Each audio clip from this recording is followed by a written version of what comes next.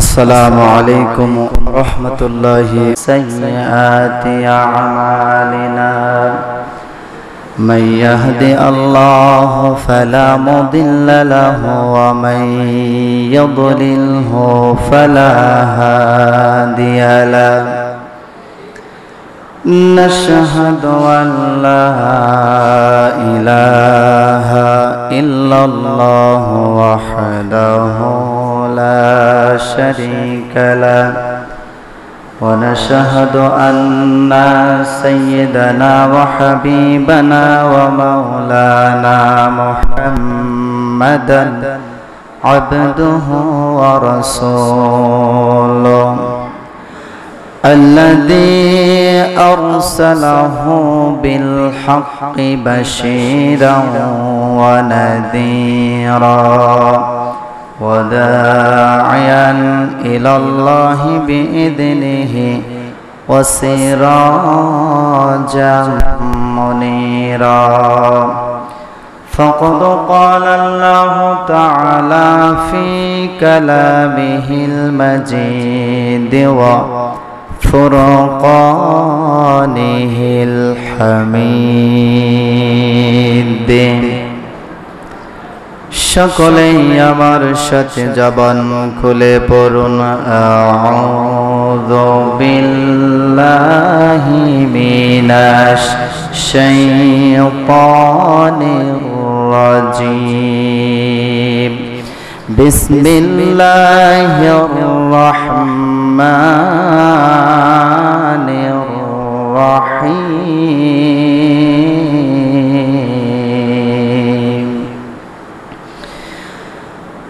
ألهاكم التكاثر حتى زرتم المقابر كلا سوف تعلمون ثم كلا سوف تعلمون.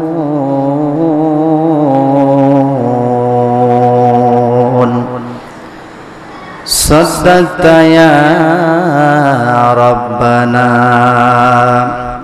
وقال تعالى في شان حبيبه إن الله وملائكته يصلون على النبي يا أيها الذين آمنوا صلوا عليه وسلموا تسليما.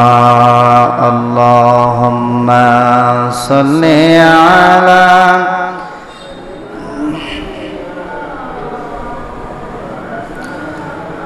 وعلى آل سيدنا مولانا محمد بلغ العلا بكماله كشف الضجى بجماله حسنت جميع خصاله صلوا عليه وآله. সম্মানিত উপস্থিতি, আল্লাহ পাকের দরবারে লাখ কোটি শুকর আদায় করি, যিনি আমাদের সৃষ্টিকর্তা, পালনকর্তা, রিজিকদাতা, বিধানদাতা, আসমান জমিনের মালিক, যিনি রাজাধিরাজ, সকল ক্ষমতার অধিকারী, ওই আল্লাহ পাক রব্বুল আলামিনের দরবারে শুকর আদায় করে দিল থেকে পড়ে আলহামদুলিল্লাহ। অতঃপর বিশ্ব মানবতার কল্যাণ মুক্তির দূত সাইয়্যিদুল মুরসালিন খাতামুন নবীন, দো জাহানের সরদার, যে বিশ্ব নবী করিম সাল্লাল্লাহু আলাইহি ওয়াসাল্লাম দীর্ঘ ত্যাগ ও তিতিক্ষার মধ্য দিয়ে তাইফের ময়দানে রক্ত ঝরিয়ে উহুদের ময়দানে দান্দার মোবারক শহীদ করে দিয়ে আমাদের মাঝে দুটি কিতাব রেখে জান্নাতের ফুল বাগিচায় শুয়ে আছেন ওই বিশ্ব নবীর প্রতি দরুদ ও সালাম পেশ করে বলে সাল্লাল্লাহু আলাইহি ওয়াসাল্লাম। সম্মানিত উপস্থিতি, আমি আপনাদের মাঝে কোরআনুল কারীমের 102 নং সূরা 102 নং সূরা সূরা আত-তাকাসুর তেলাওয়াত করেছি। এই সূরা আত-তাকাসুর আয়াত সংখ্যা আছে, এই আত-তাকাসুরের আয়াত সংখ্যা হচ্ছে 8, রুকু সংখ্যা হচ্ছে 1। কোরআন শরীফের মধ্যে দেখতে পারবেন, পৃষ্ঠা যদি আমরা ধরতে যাই 600 পেজের 102 নং সূরা সূরা আত-তাকাসুর। এই তাকাসুর আপনাদের মাঝে তেলাওয়াত করেছি। এই তাকাসুর থেকেই আজকের আলোচনা তাফসীর পেশ হবে ইনশাআল্লাহ। এই সূরা তাকাসুর, সূরা তাকাসুরের যে নামকরণ করা হয়েছে, এই তাকাসুর যে নাম রাখা হয়েছে এর কিছু কারণ আছে কি নাই? সূরাটার নাম হচ্ছে তাকাসুর। এই তাকাসুর যে নাম রাখা হয়েছে এর কিছু বৈশিষ্ট্য গুণগত মান আছে কি নাই? কোনো কারণ না থাকলে তো এমনি তাকাসুর শব্দ ব্যবহার করা হয়নি।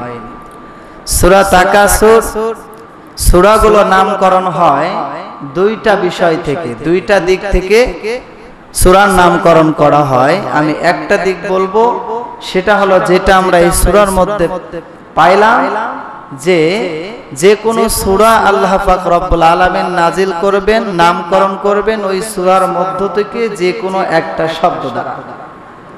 তো এই সূরা তাকাসুরের মধ্য থেকে তাকাসুর শব্দ দ্বারা আল্লাহ রাব্বুল আলামিন এই সূরার নামকরণ করেছেন। আমার ভাইরা, এই সূরার যে অনুবাদটা, অনুবাদের দিকে আসি আমরা। অনুবাদটা পড়ে আমরা ব্যাখ্যা বিশ্লেষণের দিকে যাই ইনশাআল্লাহ। এই সূরার অনুবাদটা হলো আল্লাহ রাব্বুল আলামিন ধারাবাহিকভাবে আয়াত বলতেছেন আর অর্থগুলো বলে দিচ্ছেন, সুন্দর করে অনুবাদ করছেন।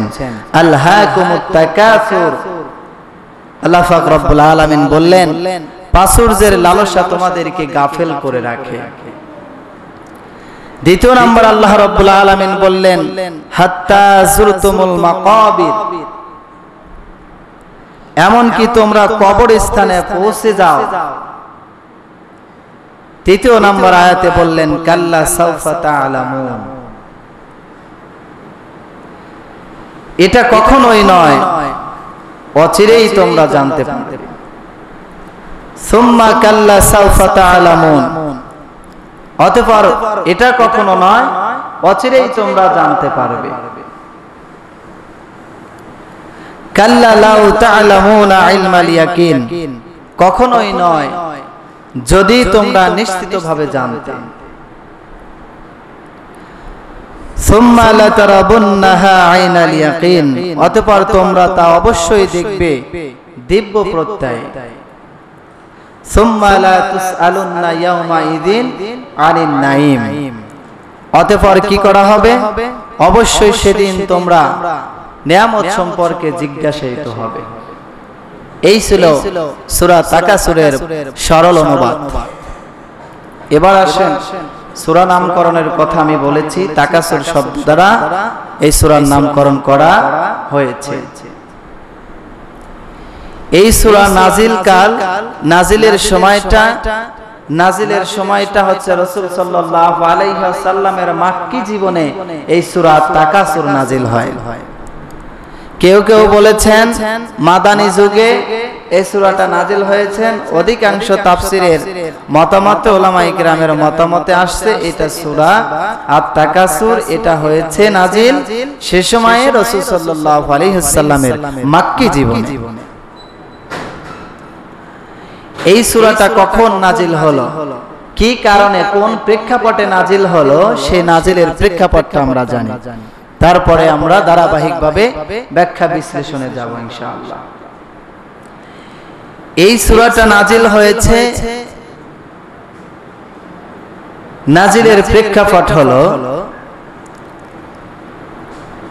মাক্কি জীবনে আনসারদের মধ্য থেকে ওই সময়ে দুই গোত্রের দুই দলীয় লোক, তারা তাদের গৌরবত্ব প্রকাশ করত, অহংকারত্ব প্রকাশ করত।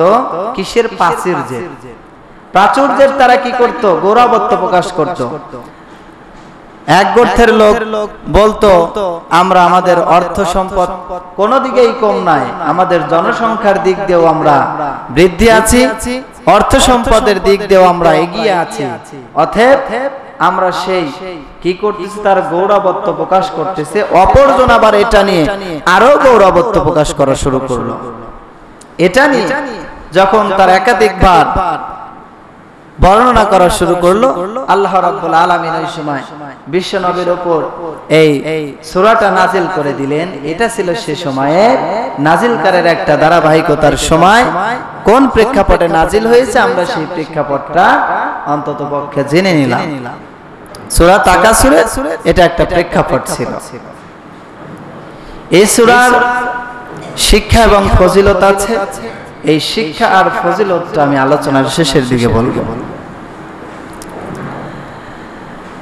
তাহলে আমার ভাইয়েরা, আল্লাহ পাক রব্বুল আলামিন সূরা তাকাসুর নাজিল করলেন কোরআন শরীফের ভিতর 102 নম্বর সূরা বানিয়ে আল্লাহ পাক রব্বুল আলামিন ধারাবাহিকভাবে নাজিল করলেন। এই সূরাটা তাকাসুর সূরাটা কি জন্য নাজিল করলেন? তাম পৃথিবীর মানুষদেরকে জানিয়ে দেওয়ার জন্য। সে সময় তদানীন্তন কালে সেই জাহিলিয়াতের সময়ের কথাকে উপেক্ষা করে দিয়ে আল্লাহ রাব্বুল আলামিন সে সময়ের মানুষদেরকে শুধু নয়, কিয়ামত পর্যন্ত যত মানুষ আসবে সকল মানুষদেরকে জানানোর জন্য আল্লাহ সূরা তাকাসুর নাজিল করেছে। বলে সুবহানাল্লাহ।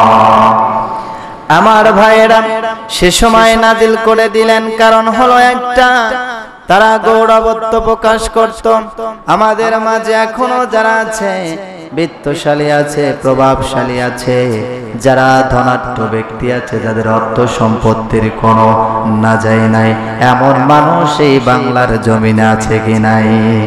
আল্লাহ রাব্বুল আলামিন সেই সমস্ত মানুষদেরকে শুধু নয়, তামাম পৃথিবীর প্রত্যেকটা মানুষকে আল্লাহ জানিয়ে দিলেন, আলহাকুমুত তাকাসুর হাত্তা যুরতুমুল মাকাবির। আল্লাহ রাব্বুল আলামিন জানিয়ে দিলেন, তোমাদেরকে দুনিয়ার মানুষদেরকে প্রাচুর্যের জন্য, প্রাচুর্য উপার্জন করার জন্য এই প্রাচুর্য তাদেরকে গাফেল করে রেখেছে। কতক্ষণ পর্যন্ত? যতক্ষণ পর্যন্ত না তারা কবরে পৌঁছাবে না, ততক্ষণ পর্যন্ত এই দুনিয়ার মানুষেরা এই প্রাচুর্যের লোভে পড়ে থাকবে, গাফেল হয়ে। কথা বলেন ঠিক কিনা? আমার ভাইয়েরা, এমন কোন মানুষ নাই আমরা কেউ প্রাচুর্য চাই না, অর্থ সম্পত্তি চাই না। এই দুনিয়াতে চলাফেরা একমাত্র আমাদের উদ্দেশ্য এটাই, আমি অর্থ করে গোছাবো, আমি অর্থ সম্পদশালী হব, আমি টাকাওয়ালা হব, আমি কোটি কোটি টাকার মালিক হব, আমি 10 তলা বিল্ডিং এর মালিক হয়ে যাব। এটার প্রতিযোগিতা আমার বাংলাদেশে কম না বেশি? কথা বুঝতেছেন? এই প্রতিযোগিতা আছে কি নাই? এটা কি আমার কথা না কোরআনের কথা? এটা আল্লাহ বলে দিচ্ছে যে এই প্রাচুর্যকে ঘেরাও করে তারা আখিরাত ভুলে গিয়েছে। তাদের চিন্তা চেতনা একটাই, দুনিয়াতে আমি তাদেরকে অসংখ্য নিয়ামত দিয়েছি, এই নিয়ামতের কথা তারা ভুলে গিয়ে পরকালকে ভুলে গিয়েছে। দুনিয়া পেয়ে এই মানুষগুলো দুনিয়ার লোভ লালসার জন্য আমি আল্লাহ রাব্বুল আলামিন পরকাল যে রেখেছি, পরকালটাও তারা ভুলে গিয়েছে। কথা বলেন ঠিক কিনা? আমার ভাইয়েরা, এই প্রাচুর্যের জন্য আমরা এত প্রতিযোগিতা করি, যে প্রতিযোগিতার শেষ নয়। এই জন্য আল্লাহ রাব্বুল আলামিন বলেছে এই প্রতিযোগিতা শেষ হবে না ততক্ষণ পর্যন্ত যতক্ষণ পর্যন্ত তারা কবরে না পৌঁছে, ততক্ষণ পর্যন্ত তাদের এই প্রতিযোগিতাগুলো দুনিয়ায় চলতে থাকবে। কথা বলেন ঠিক কিনা? আমার ভাইয়েরা, এটা কোরআনের কথা। অনুরূপ ভাবে যদি আপনি বলতে যান যেটার আমি প্রমাণ চাই, ব্যাখ্যা চাই, আসলে কি মানুষ দুনিয়া নিয়ে ব্যস্ত না আখিরাত নিয়ে ব্যস্ত? কথা বলেন তো, আসলে মানুষ দুনিয়া নিয়ে ব্যস্ত নাকি আখিরাত নিয়ে ব্যস্ত? কোনটা? মানুষ দুনিয়া নিয়ে বেশি ব্যস্ত, ঠিক কিনা? আখিরাতের কথা ভুলে গিয়েছে। এটা আল্লাহ স্বয়ং জানিয়ে দিয়েছেন যে তারা দুনিয়ার প্রাচুর্যে পড়ে গিয়ে আমার পরকালকে আখিরাতকে তারা ভুলে গিয়েছে। এটা আল্লাহর কথা, আল্লাহ সরাসরি কোরআনে বলে দিয়েছে। সূরা এই তাকাসুরের মধ্যে তিনি ঘোষণা করে দিয়েছেন। এবং কি এই প্রতিযোগিতা আজকের নয়, এই প্রতিযোগিতা শুরু হয়েছে সে যুগ থেকে আর কিয়ামত অবধি পর্যন্ত এই প্রতিযোগিতা থাকবে। আমরা যে এই প্রতিযোগিতা করছি না, এর কি মানে আছে? আমরাও এই প্রতিযোগিতা করতেছি। কথা বলেন ঠিক কিনা? এই প্রতিযোগিতা চাইলেই আপনি এখান থেকে ফিরে আসতে পারবেন না, চাইলেই আপনি পরকালকে আপনি কি করতে পারবেন না, আপনি পরকালকে স্বাভাবিকভাবে ভয় করতে পারবেন না। কারণ এমন ভাবে আপনি ডুবে আছেন দুনিয়ার মুহূর্তে, সেটা বলে শেষ করা যাবে না। আল্লাহ রাব্বুল আলামিন সূরা আল আদিয়াতের ভিতর তিনি সুন্দর করে ঘোষণা করে জানিয়ে দিয়েছেন ইন্নাহু লিহুব্বিল খায়রি লাশাদীদ। জয় বলি আল্লাহু আকবার। আল্লাহ রাব্বুল আলামিন জানিয়ে দিয়েছেন নিশ্চয় তারা দুনিয়ার সম্পদের ভালোবাসায় মত্ত আছে। এটা কি আমার কথা না কোরআনের কথা? সূরা আল আদিয়াতের মধ্যে আল্লাহ ঘোষণা করে জানিয়ে দিয়েছেন দুনিয়ার মানুষেরা দুনিয়ার সম্পদের ভালোবাসায় লোভ লালসায় মত্ত আছে, পড়ে আছে। আসলে এই মানুষগুলা কখনো কি আখিরাতমুখী চিন্তার কোনো সম্ভাবনা তাদের মধ্যে নাই। আমার ভাইরা, এই জন্য তো দেখা যায় আজকে বাংলাদেশের ময়দানে হাজারো মানুষ কত কোটি টাকার মালিক হয়ে যাচ্ছে। এই মালিক সাধারণভাবে কেউ হতে পারে না। কয়েকদিন আগে একটা নিউজ দেখলাম, প্রশাসন